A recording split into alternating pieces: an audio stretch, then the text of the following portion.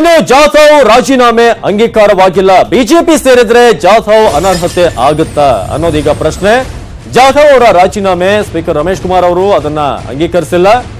ಒಂದು ವೇಳೆ ಬಿಜೆಪಿಗೆ ಸೇರಿದ್ರೆ ಜಾಧವ್ ಅನರ್ಹತೆ ಏನಾದ್ರೂ ಕೌಂಟಿಗೆ ಬರುತ್ತಾ, ಅನರ್ಹತೆ ಏನಾದ್ರೂ ಪ್ಲೇ ಆಗುತ್ತಾ ಅನ್ನೋದು. ಅನರ್ಹರಾದ್ರೂ ಕೂಡ ಕೋರ್ಟ್ ನಲ್ಲಿ ಅವರು ಪ್ರಶ್ನೆಯನ್ನ ಮಾಡಬಹುದು.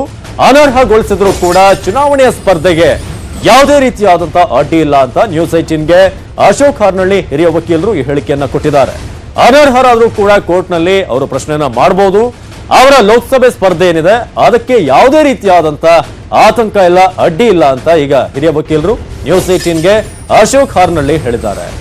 ಜಾಧವ್ ರಾಜೀನಾಮೆ ಅಂಗೀಕಾರ ಆಗಿಲ್ಲ, ಹಾಗಾಗಿ ಏನಾದ್ರೂ ತೊಂದರೆ ಆಗ್ಬಹುದಾ ಒಂದು ವೇಳೆ ಸ್ಪೀಕರ್ ಏನಾದ್ರೂ ಅಂಗೀಕಾರ ಮಾಡದೆ ಹೋದ್ರೆ ಅಂತ. ಆದ್ರೆ ಕೋರ್ಟ್ ನಲ್ಲೂ ಕೂಡ ಪ್ರಶ್ನೆ ಮಾಡುವಂತ ಚಾನ್ಸ್ ಇದೆ ಅವ್ರಿಗೆ. ಶಾಸಕ ಉಮೇಶ್ ಜಾಧವ್ ಅವರು ತಮ್ಮ ಸ್ಥಾನಕ್ಕೆ ರಾಜೀನಾಮೆಯನ್ನ ಸ್ಪೀಕರ್ ಅವರಿಗೆ ಕೊಟ್ಟಿದ್ದಾರೆ. ಆದ್ರೆ ಸ್ಪೀಕರ್ ಅವರು ಇನ್ನೂ ರಾಜೀನಾಮೆಯನ್ನ ಅಂಗೀಕಾರ ಮಾಡಿಲ್ಲ. ಆದ್ರೆ ಇದೇ ವೇಳೆ ಅವರು ಇವತ್ತು ನಡೆಯುವಂತಹ ಒಂದು ಸಮಾವೇಶದಲ್ಲಿ ಬಿಜೆಪಿ ಸೇರುವಂತಹ ಸಾಧ್ಯತೆ ದಟ್ಟವಾಗಿರೋದ್ರಿಂದ ಇಲ್ಲಿ ಕಾನೂನು ಸಮಸ್ಯೆ ಸಹ ಎದುರಾಗ್ತದೆ. ಈ ಬಗ್ಗೆ ಮಾತನಾಡೋದಕ್ಕೆ ನಮ್ಮ ಜೊತೆ ಹಿರಿಯ ವಕೀಲರಾದಂತಹ ಅಶೋಕ್ ಹಾರ್ನಳ್ಳಿ ಅವರಿದ್ದಾರೆ. ಅವ್ರನ್ನ ಕೇಳಬಹುದು. ಸರ್, ಯಾವ ರೀತಿ ಒಂದು ಸಮಸ್ಯೆ ಇವತ್ತು ಉಂಟಾಗುತ್ತೆ ಮತ್ತೆ ಅದನ್ನ ಯಾವ ರೀತಿ ಒಂದು ಉಮೇಶ್ ಜಾಧವ್ ಅವರು ಫೇಸ್ ಮಾಡಬಹುದು ಸರ್? ಈಗ ಉಮೇಶ್ ಜಾಧವ್ ಅವರು ಸ್ಪೀಕರ್ ಅವರಿಗೆ ರಾಜೀನಾಮೆ ಪತ್ರವನ್ನು ಸಲ್ಲಿಸಿದ್ದಾರೆ. ಈ ರಾಜೀನಾಮೆ ಪತ್ರದ ಮೇಲೆ ಸ್ಪೀಕರ್ ಅವರು ಆದಷ್ಟು ಬೇಗ ನಿರ್ಧಾರವನ್ನು ತೆಗೆದುಕೊಳ್ಳಬೇಕಾಗಿತ್ತು. ಆದರೆ ಇಲ್ಲಿ ತನಕ ಯಾವುದೇ ನಿರ್ಧಾರವನ್ನು ತೆಗೆದುಕೊಂಡಿಲ್ಲ. ಇದರಲ್ಲಿ ಅನರ್ಹತೆ ಯಾವಾಗ ಆಗುತ್ತೆ ಅಂತ ಹೇಳಿದ್ರೆ, ಒಬ್ಬ ಶಾಸಕನಾಗಿ ಮುಂದುವರೆದು ಅವನು ಯಾವ ಪಾರ್ಟಿಯಿಂದ ಗೆದ್ದು ಬಂದಿದ್ದಾನೋ ಆ ಪಾರ್ಟಿಯಲ್ಲಿ ರಾಜೀನಾಮೆ ಕೊಟ್ಟು ನಾನು ಬೇರೆ ಪಾರ್ಟಿ ಜೊತೆ ಸೇರ್ಕೋತೀನಿ ಅಂತ ಹೇಳಿದ್ರೆ ಅದು ಆ ಪ್ರಶ್ನೆ ಉದ್ಭವಿಸುತ್ತೆ. ಈಗ ಅವರು ಶಾಸಕಾಂಗ ಸಭೆಯ ಸದಸ್ಯತ್ವಕ್ಕೂ ರಾಜೀನಾಮೆ ಕೊಟ್ಟಿರುವಾಗ ಅದಕ್ಕೆ ಅನರ್ಹತೆಯ ಕ್ರಮವನ್ನು ನಾನು ಮುಂದುವರಿಸ್ತೀನಿ ಅಂತ ಹೇಳೋದು ಅದು ಏನು ಸರಿಯಾದಂಥ ಕ್ರಮ ಅಲ್ಲ. ಆದರೂ ಒಂದು ರಾಜಕೀಯ ಉದ್ದೇಶದಿಂದ ನಾನು ರಾಜೀನಾಮೆ ಪತ್ರವನ್ನು ತೆಗೆದುಕೊಳ್ಳೋದಿಲ್ಲ, ಆದರೂ ಸಹ ಅನರ್ಹತೆಯನ್ನು ಕ್ರಮವನ್ನು ನಾನು ಮುಂದುವರಿಸ್ತೀನಿ ಅಂತ ಹೇಳಿದ್ರೆ ಅದು ನ್ಯಾಯಾಲಯದಲ್ಲಿ ಸಿದ್ಧವಾಗುತ್ತೆ ಅಂತ ನನಗನ್ಸೋದಿಲ್ಲ. ಹಾಗೆ ಅನರ್ಹತೆಯನ್ನು ಮಾಡಿದ್ರೂ ಸಹ ಉಮೇಶ್ ಜಾಧವ್ ಅವರು ಲೋಕಸಭೆ ಸದಸ್ಯತ್ವಕ್ಕೆ ಲೋಕಸಭೆ ಚುನಾವಣೆಗೆ ನಿಲ್ಲಬೇಕು ಅನ್ನೋ ಒಂದು ಉದ್ದೇಶವನ್ನು ಹೊಂದಿರುವ ಹಾಗೆ ಕಾಣುತ್ತೆ.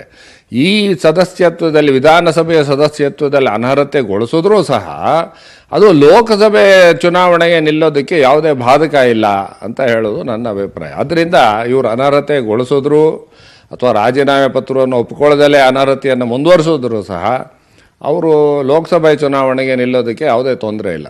ಸರ್, ಈಗ ಕಾಂಗ್ರೆಸ್ನ CLP ಲೀಡರ್ ಸಿದ್ದರಾಮಯ್ಯನವರು ಹೇಳ್ತಿದ್ದಾರೆ, ಏನು ಈಗ ನಾವು ಅನರ್ಹಗೊಳಿಸಬೇಕು ಅಂತ ಹೇಳಿ ಒಂದು ಸ್ಪೀಕರ್ ಅವರಿಗೆ ಒಂದು ದೂರು ಕೊಟ್ಟಿದ್ವಿ, ಅದನ್ನ ಮೊದಲು ಪರಿಶೀಲನೆ ಮಾಡಬೇಕು, ಆನಂತರ ಅವ್ರ ರಾಜೀನಾಮೆ ಬಗ್ಗೆ ಅವರು ಥಿಂಕ್ ಮಾಡಬೇಕಾಗುತ್ತೆ ಅಂತ. ನನ್ನ ಅಭಿಪ್ರಾಯದಲ್ಲಿ ಅನರ್ಹತೆ ಕೊಟ್ಟಿರತಕ್ಕಂಥ ಒಂದು ಏನು ಕಂಪ್ಲೇಂಟ್ ಇದೆಯೋ ಅದರ ಬಗ್ಗೆ ಇಲ್ಲಿ ತನಕ ತೀರ್ಮಾನ ಆಗಿಲ್ಲ.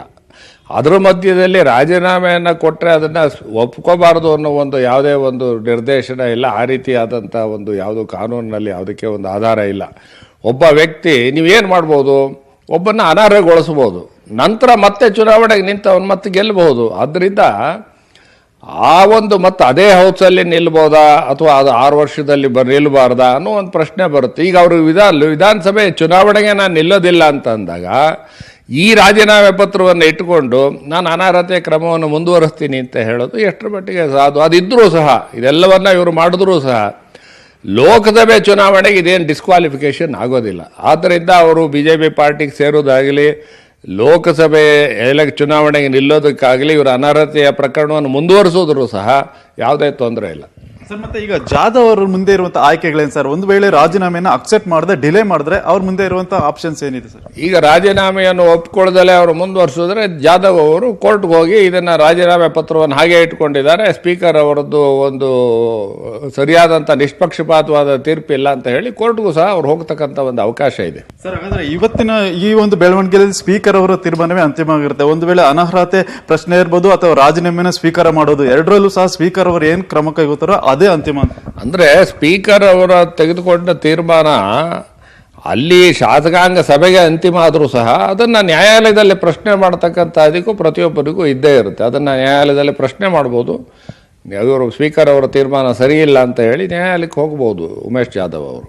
ಇದು ಹಿರಿಯ ವಕೀಲ ಅಶೋಕ್ ಕಾರ್ನಳ್ಳಿ ಅವರಂತೂ ಹೇಳ್ತಿರುವಂತ ಮಾತಿದು. ಏನು ಅವರು ಒಂದು ವೇಳೆ ಏನಾದ್ರು ಸ್ಪೀಕರ್ ಅವರು ಸರಿಯಾದ ಕ್ರಮದಲ್ಲಿ ಒಂದು ನಿರ್ಣಯ ತೆಗೆದುಕೊಳ್ಳೋದಕ್ಕೆ ಆಗದಿದ್ದಲ್ಲಿ ಅವರು ಕೋರ್ಟ್ ನಲ್ಲೂ ಸಹ ಅದನ್ನ ಪ್ರಶ್ನೆ ಮಾಡಬಹುದು. ಅಲ್ಲೂ ಸಹ ಒಂದು ಉಮೇಶ್ ಜಾಧವ್ ಅವರಿಗೆ ಒಂದು ಅವಕಾಶ ಇದೆ ಅಂತ ಹೇಳ್ತಿರುವಂತದ್ದು. ಕ್ಯಾಮರಾ ಪರ್ಸನ್ ನವೀನ್ ಜೊತೆ ಮುನಿರಾಜು, ನ್ಯೂಸ್ 18 ಕನ್ನಡ, ಬೆಂಗಳೂರು.